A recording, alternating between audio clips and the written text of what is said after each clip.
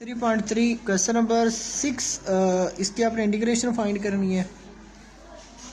तो पहले हम लिखते हैं integral x plus B over x square plus 2bx plus C इसका 1/2 और साथ में आ रहा है dx। फर्स्ट ऑफ ऑल आपने करना क्या है, ये इंटीग्रल आपने ऐसे लिख लेना है। इस रकम को उल्टा देंगे तो ये हो जाएगा x square plus 2bx plus C और साथ में ये पावर -1/2 हो जाएगी। उसके साथ ये आ जाएगा x प्लस बी और साथ में आ जाएगा dx। अच्छा, अगर मैं इसे मान लूँ फंक्शन, तो मैं ना इसका डेरिवेशन चेक करता हूँ कि डेरिवेशन इसका आता क्या है। इसका मैं डेरिवेशन चेक कर रहा हूँ, x square plus 2bx plus C. तो इसका डेरिवेशन एक्स स्क्वायर का आपको पता है कि 2x आता है, 2b तो एज इट इज़ आ जाएगा, x का 1 हो जाता है तो c कांस्टेंट है, यानी इसका डेरिवेशन आ रहा है 2 into X plus B. Question में देखें तो आपके पास x प्लस बी मौजूद है लेकिन साथ में 2 नहीं है। तो हम 2 से मल्टीप्लाई एंड डिवाइड करने के बाद अपना सिचुएशन कंप्लीट करना है, यानी मैं 2 से डिवाइड कर रहा हूँ, साथ में मैं 2 से ही क्या कर दूंगा, मल्टीप्लाई कर दूंगा। तो यहाँ आ जाएगा 2 एंड x प्लस बी और साथ में आ जाएगा dx। आपको पता ही है कि अगर फंक्शन के साथ उसका डेरिवेशन मल्टीप्लाई हो रहा हो ना, तो आप करते क्या हैं, अगर फंक्शन की पावर मैं यहाँ पर n मान लूँ तो इसका डेरिवेशन आता है n प्लस 1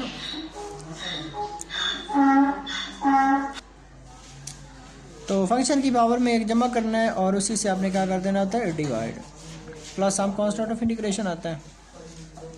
यहाँ पर आपका ये 1/2 कांस्टेंट है, ये तो एज इट इज़ आ जाएगा। ये फंक्शन था, ये इसकी पावर है, ये फंक्शन के साथ डेरिवेशन मल्टीप्लाई हो रहा है, तो फंक्शन की पावर में आपने क्या कर देना है, एक जमा और उसी से आपने क्या कर देना है, डिवाइड। यानी ये आपका फंक्शन है, उसकी पावर में आपने क्या कर दिया है, एक को प्लस कर दिया है और उसी एक से आपने क्या कर दिया है, डिवाइड कर दिया। तो उसके बाद आपने इसे सॉल्व कर लेना, यानी 1/2 आपका ऐसे ही आ जाएगा x square plus 2x plus C, और इसको आप सॉल्व करेंगे तो ये 1/2 हो जाएगा। इसको भी सॉल्व करेंगे तो ये भी 1/2 हो जाएगा, प्लस हम कांस्टेंट ऑफ इंटीग्रेशन है, ये दोनों कैंसिल हो जाएंगे। आपके पास बच जाएगा x square plus 2bx plus C, और ये जो 1/2 है इसे हम जजर में भी यूँ ऐसे लिख सकते हैं, प्लस हम constant of integration. Question number 7 है, इंटीग्रेशन करनी है आपने sec square X over square root of 10x dx की। तो आपने इंटीग्रल ऐसे ही लिख लिया है। इस फंक्शन को मैं उल्टा देता हूँ, मैं ऐसे लिख लेता हूँ 10x और इसकी पावर हो जाएगी ये -1/2, साथ में इसके सेकंड स्क्वायर x dx। सब जानते हैं कि 10 का जो डेरिवेशन होता है ना, वो होता है सेकंड स्क्वायर x। 10 की डेरिवेशन होती है सेकंड स्क्वायर x। तो 10 अगर फंक्शन है तो उसका डेरिवेशन ये सेकंड स्क्वायर x मौजूद है। फंक्शन के साथ डेरिवेशन मौजूद है तो हमें पता है हम करते क्या है, यानी अगर फंक्शन के साथ उसका डेरिवेशन मल्टीप्लाई हो रहा हो तो आप करते क्या हैं, आप ना फंक्शन में एक जमा कर देते हैं और उसी से आप क्या कर लेते हैं, डिवाइड, प्लस हम कांस्टेंट ऑफ इंटीग्रेशन। तो उसके बाद ये फंक्शन था, ये इसका डेरिवेशन है, तो आपने क्या किया है, आपने फंक्शन की पावर में एक को प्लस कर दिया है और उसी से क्या कर दिया है, डिवाइड, प्लस हम कांस्टेंट ऑफ इंटीग्रेशन। यानी ये आ जाएगा 10x और ये सॉल्व होने के बाद 1/2 बच जाएगा। इसी तरह ये सॉल्व होने के बाद भी 1/2 बच जाएगा, प्लस हम कांस्टेंट ऑफ इंटीग्रेशन। इसे आप उल्टाएंगे तो ये हो जाएगा 2 और ये हो जाएगा 10x और ये आप जजर में यूँ ऐसे लिख सकते हैं, प्लस हम constant of integration. Question number 8 का पार्ट नंबर ए है, इसको आपने साबित करना है कि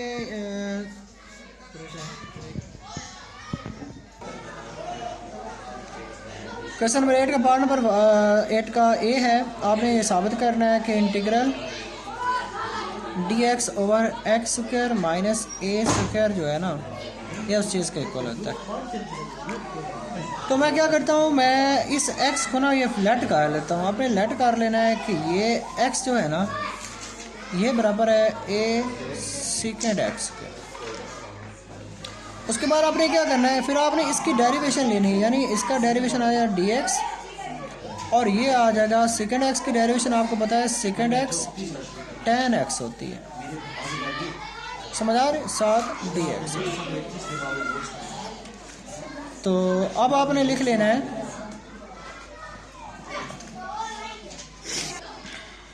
सॉरी आपने x को लिखा हुआ है t, यानी आपने ना फंक्शन को किसी और चीज़ के इक्वल लेट करना होता है। मैं t के लेट कर रहा हूँ, आप u v जो मर्जी का मैं इसको t कर रहा हूँ। तो ये a सेकेंड x dx और यहाँ पर आपका फंक्शन dt आ जाएगा। लाइक अगर आप u करते हैं ना, यहाँ पर du आ जाएगा। v करते हैं आप लेट इक्वल टू, तो यहाँ पर dv आ जाएगा। इसी तरह जिस चीज़ का आपने लेट करेंगे तो वही चीज़ आपके वहाँ पर मौजूद हो जाएगी। यानी अब आप लिख सकते हैं dx की जगह पे आपने लिखना है, उसके बाद आपने करना क्या है, अब ये जो वैल्यू आपने लिखी हुई है आपने इसे रिप्लेस कर देना है। यानी आपने dx की जगह पे लिख देना है a second theta tan theta और साथ में ये d थीटा आ जाएगा। और इसके डिनोमिनेटर में क्या आएगा, x की जगह पे आपने लिखना है a सेकंड थीटा। चूँकि इससे x स्क्वायर है तो यहाँ पर ये स्क्वायर भी एज इट इज़ आ जाएगा, यानी ये भी एज इट इज़ यहाँ पर यूँ निकलेंगे आप।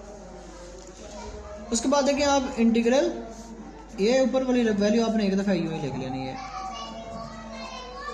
उसके बाद देखें ये हो जाएगा a square second square theta minus a square, इसका ये स्क्वायर रूट और ये d थीटा आ जाएगा। उसके बाद इंटीग्रल अगेन आपने इसे यूँ ही लिख लेना है a सेकेंड थीटा और tan थीटा ओवर, ये आपने यहाँ से जब a स्क्वायर कॉमन लेंगे तो यहाँ पर बच जाएगा a second square theta minus 1 और इसका हो जाएगा स्क्वायर थीटा और ये d थीटा हो जाएगा। उसके बाद देखिए आपके पास बच जाएगा a second theta tan theta over आपके पास बच जाएगा a स्क्वायर, ये इक्वल होता है tan स्क्वायर थीटा के, tan स्क्वायर थीटा।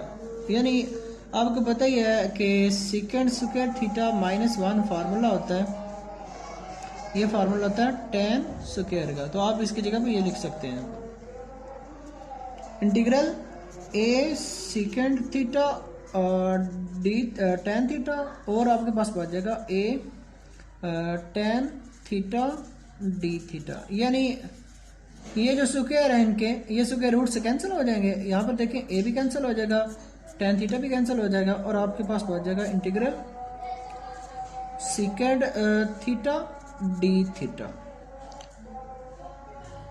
उसके बाद आपको सेकेंड की इंटीग्रेशन का पता होना चाहिए, यानी सेकेंड थीटा की इंटीग्रेशन होती है log of second theta plus tan theta, ये इसकी होती है इंटीग्रेशन। तो इसके हिसाब से यहाँ पर आपके पास इसका सोल्यूशन आ जाएगा log second theta plus tan theta plus some constant of integration. ये आपका प्रूफ नहीं हुआ, ये इसलिए प्रूफ नहीं हुआ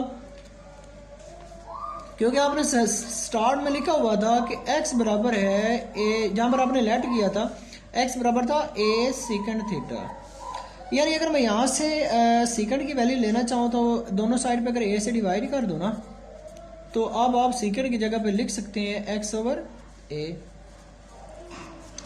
इसी तरह अब आपने tan की वैल्यू लेनी है तो आप ऐसा करें, इसको ना दोनों साइड पे स्क्वायर कर लें इसका, यानी इस साइड पे स्क्वायर ले लें और इस साइड पे भी क्या ले लें स्क्वायर। इसका हो जाएगा एक्स स्क्वायर ओवर ए स्क्वायर। ये स्क्वायर इसलिए लिया है कि सेकेंड स्क्वायर की वैल्यू होती है, सेकेंड स्क्वायर की वैल्यू बच्चे होती है 1 plus tan square theta, 1 plus tan square theta, ये सेकेंड स्क्वायर का फार्मूला होता है। तो अब आप देखें अगर मैंने यहाँ से tan की वैल्यू लेनी है तो ये 1 जो है ये साइड पे आके हो जाएगा माइनस, यानी एक्स स्क्वायर ओवर ए स्क्वायर ये -1 हो जाएगा और यहाँ पर बच जाएगा tan स्क्वायर थीटा। अब इसका आप एलसीएम लेंगे तो ए स्क्वायर एलसीएम आ जाएगा, यहाँ से ये कैंसिल होने के बाद एक्स स्क्वायर माइनस 1 बच जाएगा और इस साइड पे बच जाएगा टेन स्क्वायर थीटा। अब आपको ना तो ए स्क्वायर यहाँ पर भी सॉरी मल्टीप्लाई हो जाएगा और यहाँ पर आपके पास ये बच जाएगा। उसके बाद आपने क्या करना है, स्क्वायर रूट लेना है। स्क्वायर रूट इसलिए ले रहे हैं कि सवाल में आपके पास सिर्फ टेन थीटा है, लेकिन आपको यहाँ पर ये दोनों मिल रहे हैं तो आपने लिख लेना है एक्स स्क्वायर माइनस ए स्क्वायर बटा ए और इसका स्क्वायर रूट। ये देखें इसका जो स्क्वायर है वो इस जजर से कैंसिल हो जाएगा और यानी अब आप टेन थीटा की जगह पर लिख सकते हैं square root of X square minus A square बटा ए, और एक्स टेन एक्स की जगह पे आप लिख सकते हैं एक्स बटा ए। तो मैं इन वैल्यूज़ को उधर रिप्लेस कर देता हूँ, यानी अब आपके पास आ जाएगा लॉग एक्स की टेन सेकंड की जगह पे आ जाएगा एक्स बटा ए प्लस टेन एक्स की जगह पे आ जाएगा एक्स स्क्वायर माइनस ए स्क्वायर का स्क्वायर रूट और इसके नीचे भी ए आ जाएगा plus some constant of integration आ जाएगा। ये अगेन वैसे ही लिख लेता हूँ। तो आप देखिए यहाँ पर एलसीएम जो ए आ रहा है, ए से आप मल्टीप्लाई करेंगे डिवाइड करेंगे तो यहाँ पर एक्स बच जाएगा, यहाँ पर बच जाएगा एक्स स्क्वायर माइनस ए स्क्वायर का square root plus some constant of integration. अब आपको ना एक लॉग की प्रॉपर्टी का पता है कि अगर तकसीम हो रही हो ना तो उसको हम माइनस में लिख सकते हैं, यानी आप इसे लिख लें log x plus x square minus ए स्क्वायर का square root minus log a plus some constant of integration. अच्छा ये भी कांस्टेंट है, ये भी कांस्टेंट है, तो आप ना इसे कोई न्यू कांस्टेंट का नाम दे सकते हैं, लाइक इसे X minus X square root of X plus some constant of integration. यानी ये अभी सारा कांस्टेंट है तो मैंने इसे एक ही कांस्टेंट में मर्ज कर लिया है, तो यही हमने प्रूव करना था। क्वेश्चन नंबर 8 का पार्ट नंबर बी है, जैसे भी आपने सॉल्व करना है। इसकी लेफ्ट हैंड साइड ले रहा हूँ मैं ए स्क्वायर माइनस एक्स स्क्वायर का स्क्वायर रूट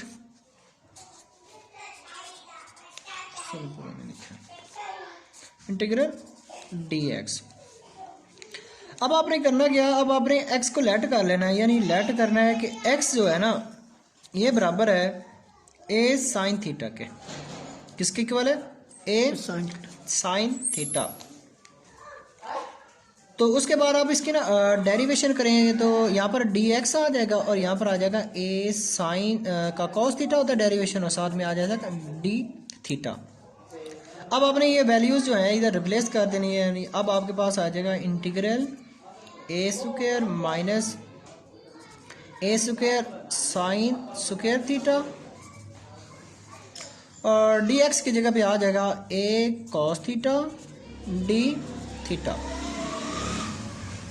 उसके बाद हो रहा है ये हो जाएगा ए स्क्वायर, ये भी हो जाएगा ए स्क्वायर साइन स्क्वायर थीटा का स्क्वायर रूट, साथ में ये एज इट इज आ जाएगा ए कॉस थीटा डी थीटा। ए तो कांस्टेंट है, इसे मैं शुरू में लिख लेता हूँ। उसके बाद इंटीग्रल बच जाएगा, यहाँ से ए स्क्वायर में अगर कॉमन ले लूँ ना तो आपके पास बच जाना है 1 माइनस साइन स्क्वायर थीटा और इसका स्क्वायर रूट और यहाँ पर आपके पास बच जाएगा कॉस थीटा डी थीटा। उसके बाद देखिए आपके पास ये जो ए है इसका भी स्क्वायर कैंसिल हो जाएगा, ये ए इस ए से आके मल्टीप्लाई होने के बाद स्क्वायर बन जाना है और ये 1 माइनस साइन स्क्वायर थीटा होता है कॉस स्क्वायर थीटा के इक्वल, और साथ आपके पास ये कॉस थीटा भी मौजूद है तो इसे आप यूँ ऐसे ही लिख सकते हैं। उसके बाद देखें आप ए स्क्वायर तो कांस्टेंट है, ये इसका स्क्वायर रूट कैंसिल हो जाएगा, कॉस थीटा से मल्टीप्लाई होने के बाद कॉस स्क्वायर थीटा और डी थीटा बन जाएगा।